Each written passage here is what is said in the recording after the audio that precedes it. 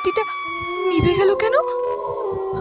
মোমবাতিটা নিভে গেল, তেমন একটা হাওয়া তো বইছে না। রাম রাম রাম রাম। কে কে তুমি? সরলা? হ্যাঁ, ওকে চেনা চেনা লাগছে। বৈশাখী তুই? হ্যাঁ আমি। বৈশাখী, তোর সাথে তো আমার অনেকদিন পর দেখা হলো। কেমন আছিস বৈশাখী তুই? ভালো। তুই এত রাত্রে এই রাস্তায় কোথায় যাচ্ছিলি তুই? আমি এই দেখ না, ঠাকুমা ফোন করেছিল, দাদুর শরীরটা নাকি হঠাৎ করে খুবই খারাপ, তাই আমি রাতে দাদুকে দেখতে যাচ্ছিলাম দাদুর বাড়ি।